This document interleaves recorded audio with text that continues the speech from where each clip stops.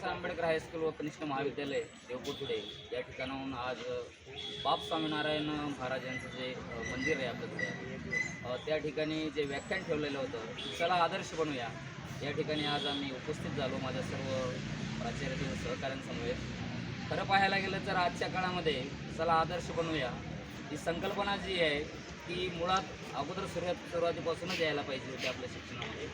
कारण आज आपल्याकडे अत्याधुनिक सुविधा मोठ्या प्रमाणात आहेत, शिक्षणाचा दर्जासुद्धा वाढलेला आहे। अत्याधुनिक जे काही उच्च शिक्षण असते उच्च शिक्षणसुद्धा मोठ्या प्रमाणात विद्यार्थी घेत आहेत। पण विद्यार्थ्यांमध्ये सर्वात महत्त्वाची गोष्ट जी आहे तिचे संस्कार जे असतात, ज्ञानासोबत अध्ययनासोबत जर संस्कार असेल तर आपल्या देशाला एक सुदृढ जी पिढी असते ती पिढी या देशाला मिळणार आहे। जर विद्यार्थ्याकडे ज्ञान असेल पण त्याला जर संस्कार नसेल, त्याला जर योग्य मार्गदर्शन नसेल तर ती पिढी किंवा ते राष्ट्र जे असते लयात जाते।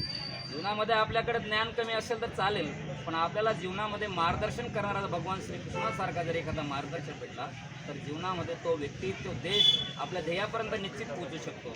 डॉक्टर अब्दुल कलाम साहेबांनी असं म्हटलं होतं की who lives if morality dies, who dies if morality leaves.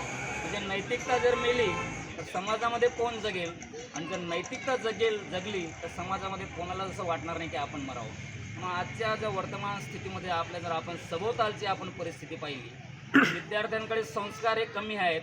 प्रत्येक पाल्यांना असं वाटतं की माझ्या मुलांनी मोठे बनावं, IIT इंजिनियर बनावं, डॉक्टर बनावं, पण एक सक्षम संस्कारक्षम नागरिक बनावं असं कुठल्याच पालकांना वाटत नाही। मला वाटतं बाप स्वामीनारायण संस्थेनं हा जो पुढाकार घेतलेला आहे की चला आदर्श पडूया, आपल्या देशाला जर खऱ्या अर्थाने महासत्ता बनवायची असेल तर आपल्याला ज्ञानासोबत संस्कारांची गरज आहे। आणि स्वामीनारायण महाराजांनी बाप स्वामीनारायण संस्थेने हा जो उपक्रम घडवलेला आहे तर भविष्यामध्ये 21व्या शतकामध्ये इतर जगापेक्षा आपल्याला वेगळं जर का जगामध्ये आपली ओळख निर्माण जर होणार असेल तर ज्ञानासोबत संस्कार आणि आदर्श नागरिक ही जी घडणार आहे फक्त यासारख्या जो उपक्रम आहे उपक्रमामुळेच घडणार आहे। इथं येऊन खरंच मनाला एक प्रसन्न वाटलं। आणि जीवनामध्ये माणसं ज्यांना ध्येय सापडत नाही, ध्येय सापडण्याचं किंवा अवगत राहण्याचं जे ठिकाण आहे या ठिकाणी आल्यानंतर की कळतं की नाही जीवनामध्ये आपण काहीतरी बनावं, आपलं स्वप्न आपल्या देशासाठी समाजासाठी आपण काहीतरी योगदान द्यावं, ही भावना या ठिकाणी येऊन आम्हा सर्वांना आनंद झाला। स्वामीनारायण संस्थेचे खरंच आभार व्यक्त करतो की आम्हाला त्यांनी या अभियानामध्ये जोडून घेतलं। त्यामुळे आमच्या समस्त आमच्या महाविद्यालयाच्या वतीने स्वामीनारायण संस्थेचा आभार व्यक्त करतो। धन्यवाद।